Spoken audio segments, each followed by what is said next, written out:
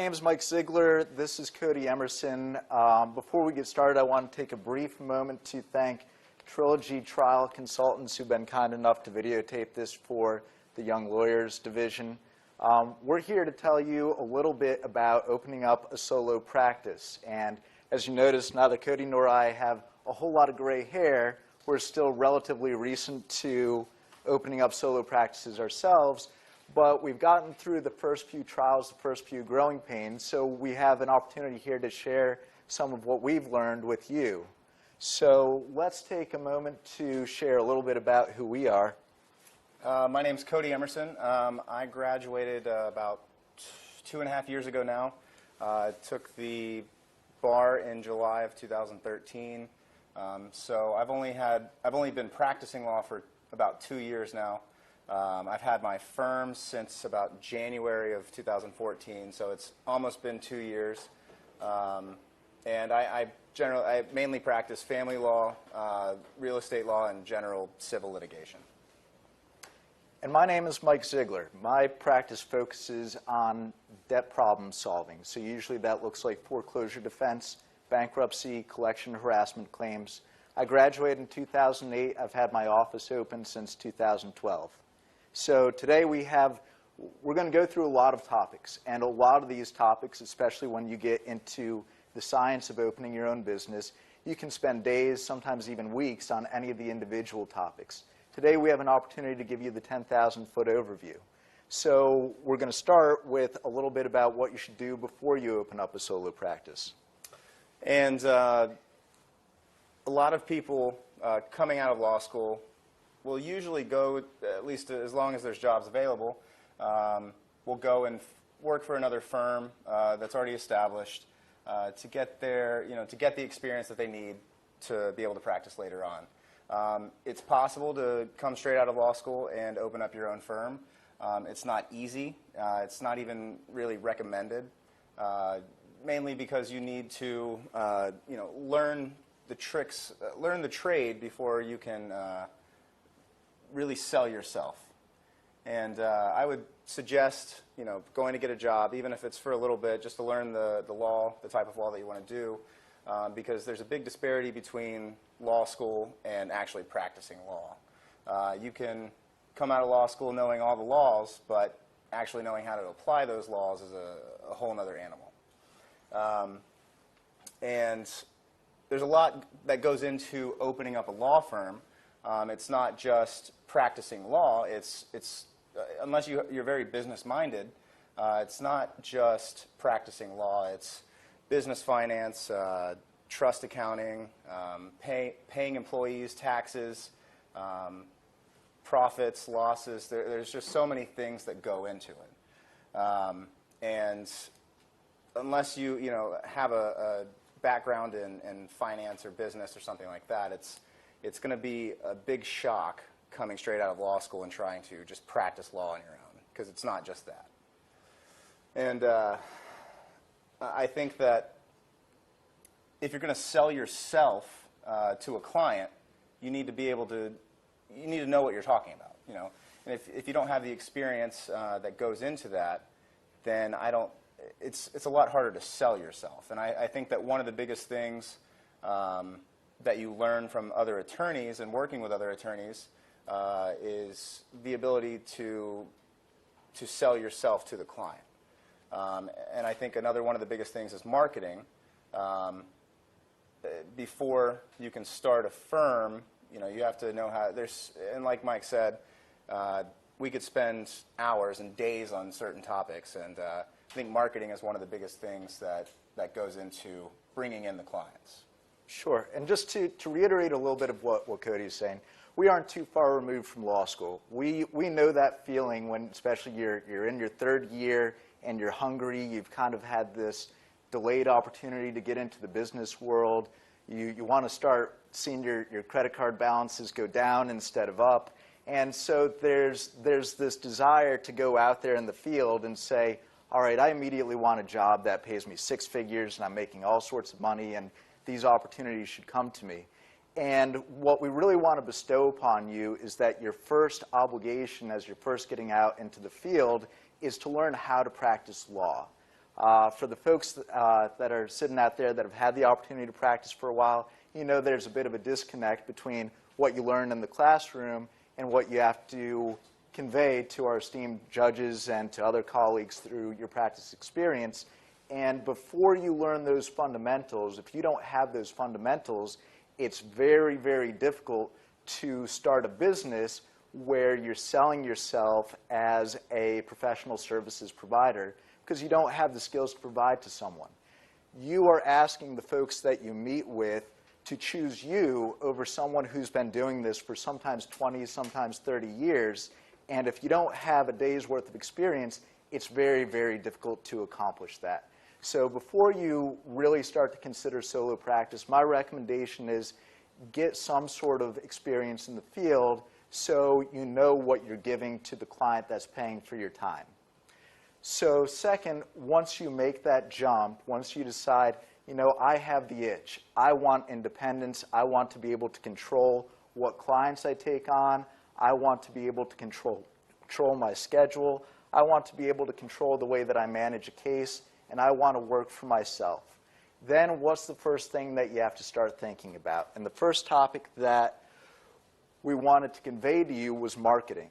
And we chose marketing as our first topic very purposefully. We said, your first priority is not establishing your business entity. Your first priority is not figuring out what kind of furniture you want. Your first priority isn't figuring out what posters go on the wall and where your diploma should hang. Your first priority, the first thing that you have to think about when you wake up in the morning and the first thing that you have to think about when you go to bed in the afternoon is how do I get my name out there?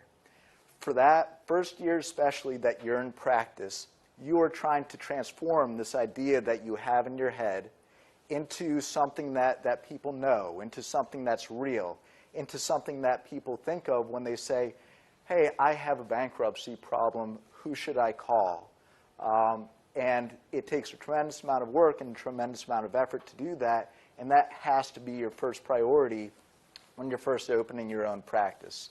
So the recommendation that was given to me when I opened up my firm was challenge yourself to think of 10 different ways to market yourself, 10 different avenues to get people to recognize your name. And you'll find that marketing is an evolving animal in the course of any business. Really, you absolutely shouldn't be stagnant. You shouldn't keep pouring money into a marketing resource that isn't giving you any return. And then the marketing resources that are giving you okay returns, you should find a way to kind of better refine that animal. So some of the examples that were given to me, or some of the examples that I've learned about, is your own firm website. Make sure that you have an anchor point, a place where people can learn a little bit about you. Search engine optimization, which is kind of a different aspect of your firm website. So search engine optimization I'll talk about a little bit more momentarily here, but that is basically the science. That is the way that you get people to locate you by typing into a search engine based on their problem type instead of typing in your name. So the goal would be people are searching for foreclosure defense attorney Clearwater and my name pops up instead of just typing in Michael Ziegler attorney. You know, presumably the people that are typing in Michael Ziegler attorney already know that I'm a great lawyer, which I am. But the folks that are typing in foreclosure defense attorney are the folks that I want to get to know me. You can also put your information in other websites. So there's all sorts of review websites such as avo.com, linkedin.com, lawyers.com, and creating more opportunities for folks to find you on the web is very important. They're also very important because they're opportunities for prospective clients to research you. You know, it's very difficult for prospective clients because they're not sitting in the courtroom watching what the attorneys are doing, taking note of who's good and who's not. For the most part, they are grading you based on the experiences that other people have had when they meet with you. So developing your online reputation is very valuable to developing a client base. You can also get involved in social media. You can get involved in Facebook. You can get involved in Twitter and blogs and legal columns and find a way of showing people that you're active in the community. You're posting recent opinions. You're involved. You're educated on those opinions, and you're able to express yourself about them. You can get into your paper marketing. So that's things like mailers, brochures, your business cards. You can get into network marketing. You can meet with people. You can go to different community-based organizations and say, hey, I'm so-and-so, very nice to meet you. I'd like to learn a little bit about what you do, and I'd like to tell you a little bit about what I do. You can advertise in newspapers, yellow pages, presentations for, just like we're doing today, for other professionals and for consumers. You can advertise on radio and billboards. So don't feel like just because you don't have the budget of some of the folks that you see on TV every day doesn't mean that you can't have a successful marketing campaign. I just want to put another moment into websites because especially for a small firm, that's probably the best opportunity to at least invest in. You can invest your time, you can invest your money in advertising. Websites are probably a better place to do a little bit of both. So with websites, you get out what you put in. You know, when I first started up my firm, I had a high school buddy who basically put my name on a website, and that was about all that I had. And as time went on, my website developed, and it looked a little bit more marketable. And as time has gone on, that process has evolved with the hope of it being more searchable. And you get more in-depth into the science of the online marketing. So we mentioned search engine optimization. The idea of search engine optimization is to get you natural results on Google and the other search engines so that when you type it in, it just comes in the list of names that don't have the yellow box around them because they're not paid for. They just kind of come up. And then in contrast, you can pay for results on Google and the other search engines. Google calls their campaign AdWords, but you find that, again, that's a pretty dynamic issue to learn about, but it's hugely, hugely valuable to what you do opening up a firm. And again, there's so many aspects that go into starting and building your own practice. But there's always a starting point, and you got to figure out what your budget is going to be. Figure out what you can afford to spend on rent, whether you want to rent, have a virtual office or have a brick and mortar, hang your own shingle type thing. And the first place that I would recommend everyone starting, and for those at home, the Florida Bar's website is extremely useful, and they have so many resources on there. I believe it's called the Florida Bar Practice Resource Institute. It used to be LOMAS, but they have a checklist, and I'm going to pass this around. And you can find it on the Florida Bar's website. And they have sample business plans. They have trust accounting, examples, things like that. And that's the first place. If you're thinking, no matter what age you are, if you're just out of law school or if you've been practicing for 20 years, the first place I would suggest you start is the Florida Bar's website. They have so many great resources at your disposal. They have also certain offers that they have. You got to figure out what type of business entity you want, and there's you can actually incorporate for free one time if you're a Florida Bar member. I think it's called Corporate Creations, but that allows you to do that.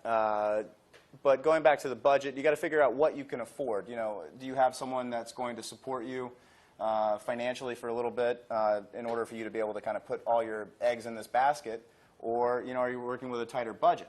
As far as advertising goes, I mean, the more money you put in, the more clients you're going to get out of it, as long as you're able to sell yourself again. But figure out what kind of phones you want, whether you want regular landline, whether you want the answering service, the internet phone where you can just plug it into an Ethernet. Figure out what's in your budget, what you can afford, and what works best with the type of practice that you're doing. And I think as far as incorporating, whether to incorporate or not is another question. And I think Mike has a little bit more insight on that. Sure. So part of what I do, I'm chair of the Clearwater Bar's Small and Solo Practice Committee, which, shameless plug, I encourage anyone who's local to join us if you have the opportunity. And so a lot of times folks will contact me and they'll say, Mike, what are the technical requirements? What kind of entity do I need if I want to start up a practice? And for the most part, they're really, the technical requirements most of the people sitting here already have. You need to be sworn in. That's the technical requirement in order to open up a solo practice. You're not required to incorporate. You're not required to have insurance. You're not required even to have a bank account. But a lot of these things make sense over time if you want to develop your firm. So in terms of establishing an entity, that's not something that you're required to have. But I encourage you to check with an accountant and see if there is going to be a tax advantage to establishing an entity. Moreover, depending on how you envision your practice evolving or growing, having an entity might have other benefits as well in terms of partnership agreements or however your particular firm might evolve. Similarly, with malpractice insurance, that's not something that is technically required in order to open up a law firm or a solo practice. I do think as a general practice, it's probably a pretty good idea. We talked earlier about some of your potential marketing resources, and some of those resources require you to have a certain minimum of malpractice insurance in order for you to interact with them. So for example, the lawyer referral service has a certain minimum of malpractice insurance, which really is probably a good policy to have anyway. Furthermore, you want to check with whatever your local city or county is, see if they have any local licenses in order to open up your office. Excellent. The next thing is figuring out where you want to practice. So Pinellas County, there's the Clearwater Courthouse, there's the St. Pete Courthouse. We're close enough to Hillsborough County that you can practice in Hillsborough, Pinellas, and Clearwater, St. Pete, and then you can also reach Pasco. So if you want to be centrally located and be able to practice in all 4 of those, you want to make sure that your office is located somewhere that's convenient for clients in all of those areas, and not just convenient for you. So it may be, if you want to put your office 5 minutes from your house, that's fine. But if you're in, Largo, that's not going to really get you a huge reach into Hillsborough clients. They're not going to drive 45 minutes through Tampa traffic to come see you whenever they can go see someone 5 minutes from them. And that's what I would suggest as far as selecting a location based on where your clients are and what would be convenient for them. Even if you pay just slightly more, it generally pays off if you get one more client because of that location. It's already paid for itself for the entire year. And do you want a virtual office, or do you want the brick and mortar? I mentioned that earlier. With the virtual office, and again, this all goes down to your budget. You got to figure out what your budget is, how much you're willing to spend or can afford per month on rent and everything else, but one aspect of it is rent. And with a virtual office, it will be slightly less expensive, but it doesn't give that permanent feeling as opposed to having your own office that you come to every single day that you're paying rent for and nobody else has the right to use that. You hang your diplomas on the wall, you have your artwork, you got pictures of your family, things like that. I can't even begin to tell you how much that brings a client just the warm and fuzzies inside. It gives them the sense that you are established, that you have been doing this for a while, that you know what you're doing. Otherwise, why would you be in this fancy office kind of thing? And I guess that's, you just got to figure out what's in your budget. If all you can afford right now is a virtual office to start out with, then that's fine. But eventually, and I know attorneys who work out of virtual offices, and they do fine. But it all comes down to preference and your budget. I do want to highlight one point that Cody made, and that is having a client-focused office instead of having an office that's focused on your convenience. If your reasons for opening a solo practice is, I want a whole lot of vacation time, I want to go to work someplace that's 2 minutes from my house, those probably are not the right reasons. And you have to have that same mentality in everything that you're doing. If you pick an office location that's in the middle of a warehouse district just because it's closer to where you live, that's probably not a good idea. If you pick an office that's closer to a residential area and you have a more consumer-based client base, then that makes a whole lot more sense. So we mentioned earlier a little bit about the search engine optimization and how to get clients attracted to you. A big factor in that decision-making for them is convenience. And that has to be their decision-making process for themselves, not your decision-making process for yourself. So that's the kind of mindset you want to have as you're making some of these decisions. And another thing, as far as your budget goes, you've got to figure out what you can afford. You can rent an office, but unless you have enough in your budget to put things in the office, that's all you have is an office. So you got to figure out, do you want a desktop? Do you want a laptop? It all comes down to budget. I would suggest with a copier and scanner, getting a good one. It's so frustrating to have the horrible copier, as I'm sure most everybody already knows. Figure out what kind of desk you can afford. And I mentioned phones earlier. Figure out what phone service best fits your needs. And again, this all goes down to budget. So that's, I can tell you what is beneficial for certain areas, but, if you can't afford that or if that's not in your budget, then, until you get a few clients and get going and you're able to pour more money into certain things, you may have to start with the basics at the beginning. And as far as answering service goes, if it's just you starting out, I would highly recommend getting an answering service, because the last thing you want is for a client to leave you a message and then call somebody else, because clients will generally shop around for attorneys before settling on one. So if they have to call and leave you a message, and the next attorney that they call, they talk to, they're probably not going to go with you. So again, it all depends on your budget, but those are a few points. And then as far as practice management software, I don't use it personally, but I think Mike does. Sure. So this is another point where we want to direct you to a really great resource who's done a great job of compiling this information. The American Bar Association has a great list where they've taken some of the better-known practice management softwares and kind of compiled them and compared them. So for those folks who aren't familiar with practice management software is essentially a database. And the idea is that you're putting your client information in there, their contact information, notes about the case. You can use it to calendar. You can use it to set future dates. You can use it to create documents during your case. You can use it to store your documents and create a storage system. So good practice management software is really versatile.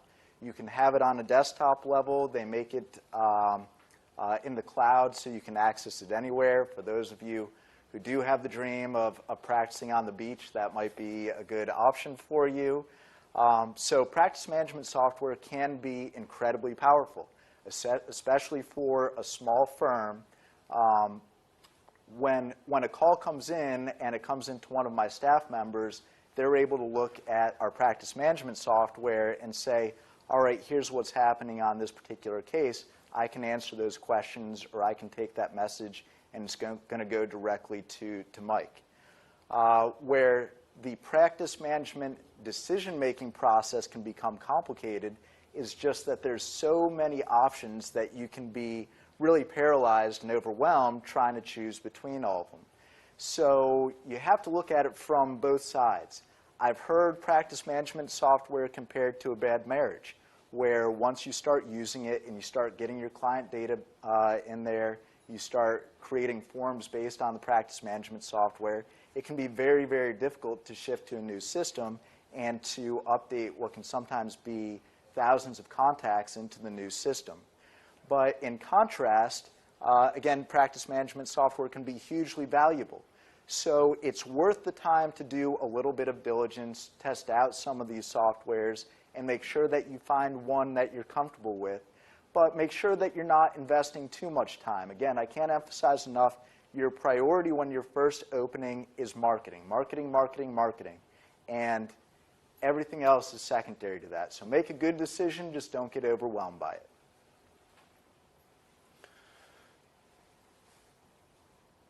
And as far as research goes, you know, in law school, you have free access to Lexis, Westlaw, Westlaw Next, and it's at your fingertips at all times. You can search federal, any state you want, and it's awesome. And then as soon as you get out of law school, you don't realize how awesome it is until you don't have it. But there are other things that you can start with. The free stuff, you know. Again, you're going to be probably on a tighter budget than you normally would be at another firm. And Google Scholar and Fastcase, I've used Fastcase numerous times. It's great. I mean, and it's a great starting point, especially with it being free. If you do want to look into Lexis and Westlaw, I would suggest you ask if they have any specials. Most of the time, they will have something for a new attorney or for someone just starting their own firm. But you want to be careful not to get locked into like a 5-year contract where you don't even know if you're going to use this enough to you know, for the cost to be effective. So you got to be careful. Make sure you're not binding yourself into something long term. Especially if it's out of your budget or you know it's close to your budget, because there's going to be some months where you do awesome, and there's going to be some months where you get nothing, and just you know you can always ask other attorneys for case law. That's a huge, and that goes again to networking and getting to know other attorneys, getting on a personal level with them, especially attorneys that are in the field that you want to practice in. Being able to call an attorney that's been doing it for 30 years would be probably 10 times faster than looking up the case law on Lexis or Westlaw, because they probably already know it and they already know the case law. And then as far as employees go, again, it all comes down to budget and you know how your firm's doing. But I think Mike's got a little bit more insight on that. Sure. So I remember my second day when I had opened up my firm. I was trying to send a proposed order to the judge. And so when you send out a proposed order, for those of you that are brand new to practice, you're not just sending one copy of the order, you're sending enough copies for all the parties. You're sending out pre-addressed stamped envelopes to make sure that they can go to the parties. You're sending out a cover letter with hopefully a very, very sharp-looking letterhead to let the judge know that you're official and you're a real attorney. It probably took me half a day between making all those copies, figuring out how to put my envelopes into the printer so that the information printed on there, because I didn't want to handwrite the information on there. At that point, I didn't even have a letterhead, so I was kind of just putting together some graphics in Microsoft Word.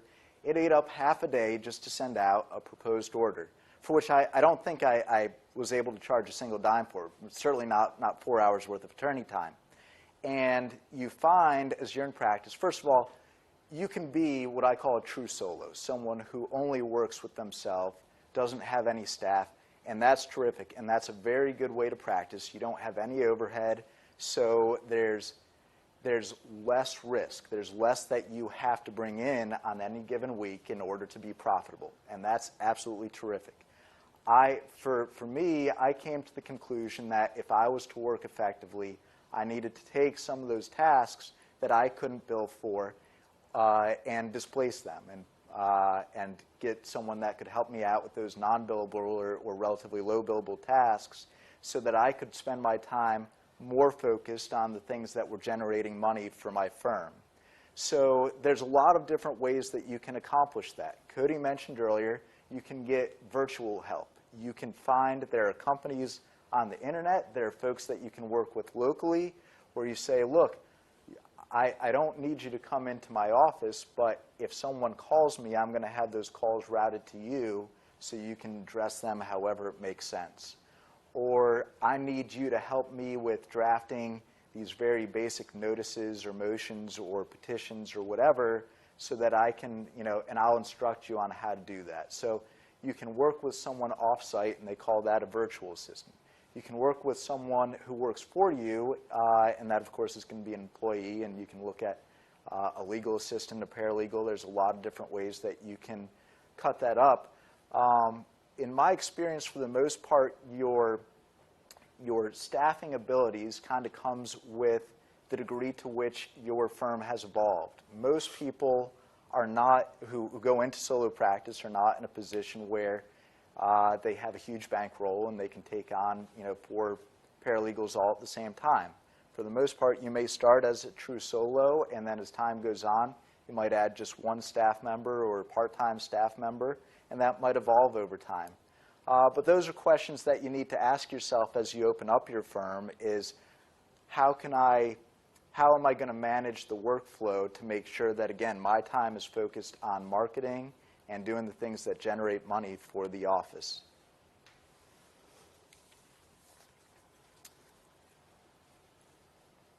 And as far as the finances go, with the firm, most of the practice management software will link to your QuickBooks or whatever accounting software that you have. And we'll get to trust accounting in a second, but I would highly recommend, again, it all comes down to your budget, but at some point, establish a relationship with an accountant or even just a bookkeeper, somebody who can take a look at your expenses and take a look at your books and make sure that you're not misappropriating money or anything like that. And payroll, your employees obviously have to get paid.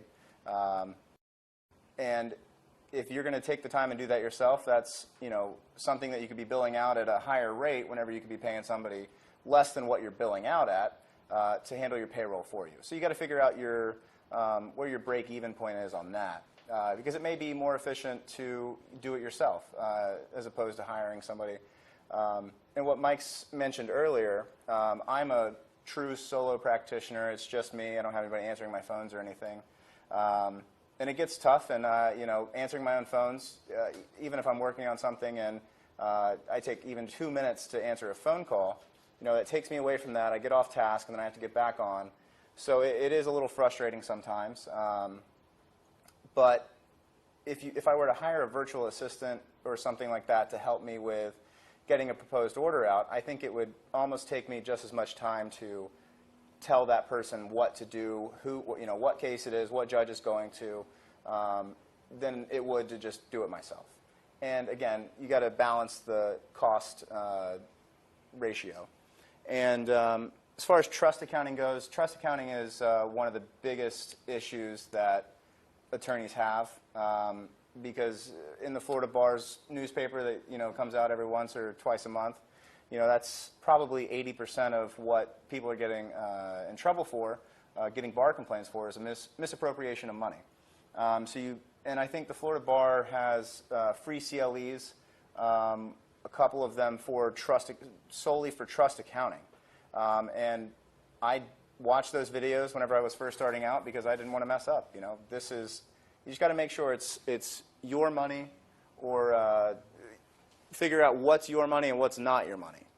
And that's what the trust account is for your client's money. And if you get one check for your fees and the filing fees, you got to be careful that you don't put that all in your business operating account, because part of that isn't your money.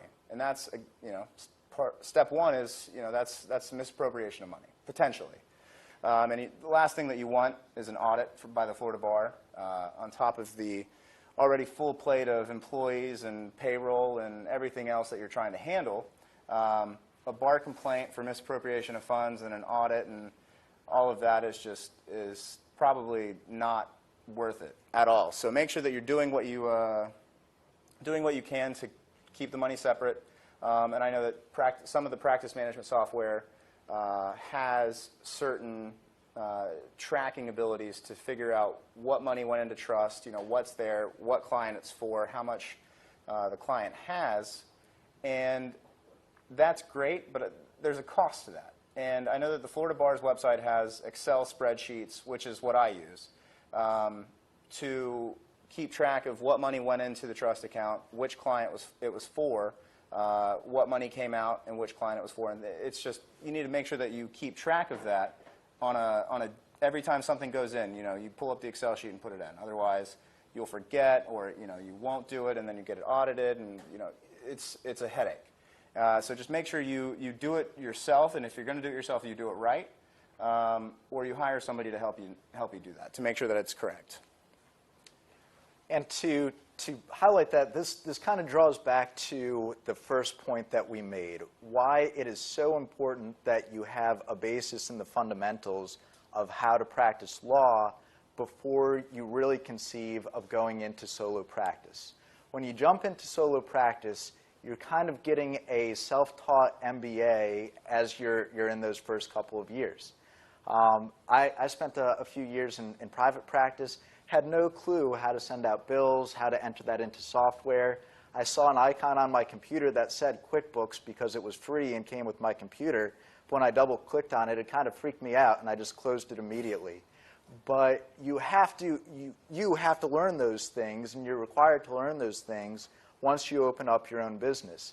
And so you end up kind of looking out into the community, and there's a tremendous amount of resources out there for you to learn. There's an organization called SCORE, which is basically a bunch of retired business executives who are now just volunteering and want to teach people how to own their own business of every sort. There's a tremendous amount of information that's out there on the internet. There's a tremendous amount of books. The resources are out there, but you have to understand that you're taking on two challenges at once as a solo practitioner. Number one, you have to be an attorney, and you have to be a really good attorney. If you're out there losing cases, you're not going to get more clients, and you're going to fail. And you have to learn how to be a business owner. And you have to learn how to be, maybe not a great business owner, but at least a good business owner. You have to learn how to put together your books. You have to learn how to competently do your trust accounting in order to maintain your Florida Bar requirements. You have to learn how to manage personnel. You have to learn how to plan. You have to learn how to review your finances. So there's a tremendous amount that goes into it, which is tremendously rewarding, which I tremendously encourage. But if you're adding learning how to practice law fundamentally on top of that, it makes it very, very difficult. So now we kind of go into the aftermath. So if you've gotten to the point where you've laid the groundwork, you're a year into practice, you're still not broke, the lights are still on. First of all, you can give yourself a pat on the back. That is its own accomplishment. But then you have to figure out, how do I evolve the practice? How do I get to the point where I can spend less than 6 days a week at the office, where I can have a little bit more work-life balance, where I can make more money and do all those things that we want to do as we grow the practice. So that's where you're doing a few things. First of all, you have to learn how to distinguish the time you spend as your own employee, as the attorney for your law office, from the time that you spend as the manager and owner of your law office. You have to set time aside to figure out, what can I do to improve the firm, and how can I evolve it? How can I make this firm better? And you have to view it as two separate jobs, because you're doing two separate things. So you do things like spend time with what may be business coaches or what might be your financial advisor to figure out what you can be doing better. You have to spend time reading books, going to legal and non-legal continuing education opportunities. You have to figure out those ways of, how can I make this entity, this thing that I've created, better than what it is right now? and better than my competitors. And one other thing I'd like to add is, working with another firm, if you're just working as the attorney, you can leave work and shut it off and go home and, not have to worry about anything else for the night. I know that's easier said than done, but whenever you own your own firm, it's always, how can I improve? How can I get another client? How can I network better? Is this advertising working? It's a constant evolution of what's working and what's not working, and figuring out the best way for you to get that in. And whenever you're working for another firm, you're getting your paycheck, hopefully, no matter what you do at the end of the week or every 2 weeks, you're getting that no matter what. Whenever you own your own firm, I think I said earlier, some months will be awesome, and then some months will be absolutely horrible. And you get what you put in. And unless you're bringing in more clients, you're going to starve. And you've got to figure out the best routes to market, the best networking groups and things like that. And it's not easy, and it's scary. It's very scary at first. But with the right mentors and the right business relationships, anybody can do it. So now that I think we've talked out just about anyone who is considering solo practice from going into owning their own law firm, I do want to say, number one, reiterate that it is tremendously rewarding, and I want to highlight what I have found to be the number one resource in owning my own firm, and that's going to be your colleagues in your community. When I first opened up my firm, the first thing that I did was call every other lawyer that I knew, and some that I probably didn't know very well, and just said, hey, I just wanted to let you know I went out on my own. And a lot of those colleagues were the ones who sent me my first clients, and it was those first clients who gave me some other first clients.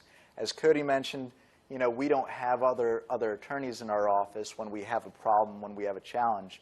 We can't go down the hall and say, hey, what do you think about this situation?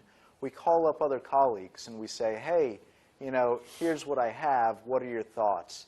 And you'll run into those situations, whether they're ethical, whether they're practice related, where you just can't figure it out on your own. And having that sounding board, finding those places where you can discuss your issues, is just going to be the most helpful thing that you can do owning your own practice. And just one last thing. I mentioned earlier we were talking about the office space, location, virtual or brick and mortar. There's also another option. I was talking to another attorney just yesterday about she's opening up her own firm in Fort Lauderdale, and she had the choice between two different offices, and one was a shared office space with about 5 other attorneys who worked in different fields, but it was a little bit more expensive, as opposed to a suite in like an executive center where she wouldn't have any other attorneys around her, but she would be paying a little bit less. And I recommended that she go with the sharing an office space with another law firm, because she can walk into any of those offices once she builds a rapport with them and ask them any question she wants. And that's huge. And not only that, more than likely, if they get a case that they don't handle, and she does, they're going to send it to her. And I mean, that's a huge benefit, and it's another option to consider. Well, that's it. We're signing off. We appreciate everyone's attention, and if you have any questions, we'll be hanging around for a couple minutes. And for everyone out there in TV land, you're welcome to shoot us an email or contact us however we can help out. Thank you.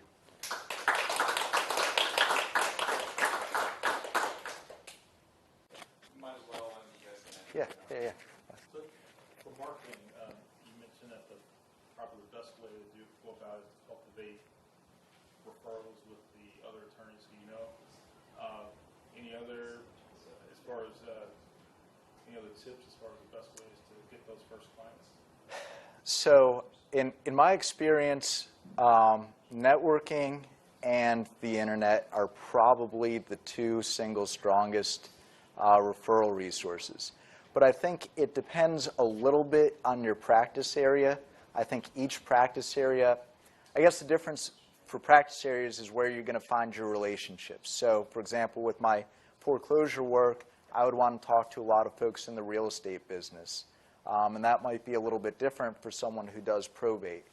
But I think in terms of priority, Referrals, especially for a brand new office, is probably going to be your strongest resource, followed by internet, especially as time goes on.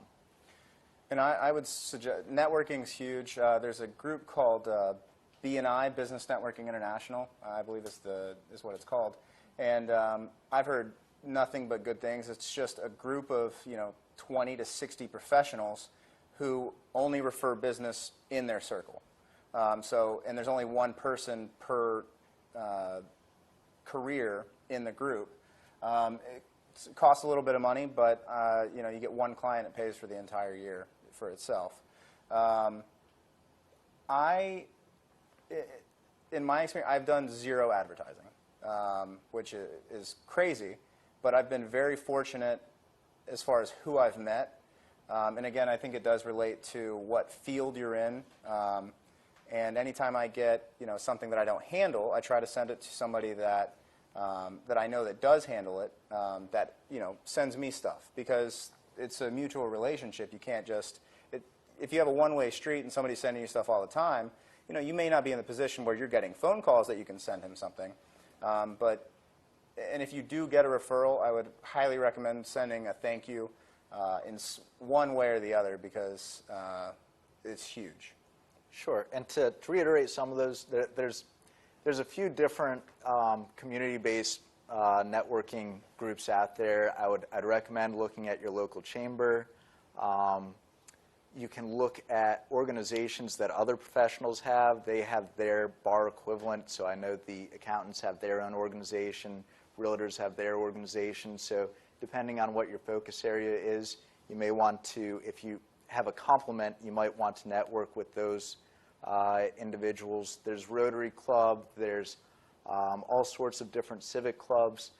But you also kind of have to pick your battles. So speaking for myself, when I first opened, I had a lot more time and a lot less money. So it was a lot easier for me to focus on some of these networking groups where I could attend in person and shake hands and build relationships. And so it was fine for me to be active in maybe 3, and I might have been able to handle 4 different groups. And as time went on, I wanted to spend more time focusing on my clients, and I drew back on those groups and still maintain memberships and still get referrals from some of the relationships that I have, but I'm not as vested in them, and more of my marketing focus is in monetary investment.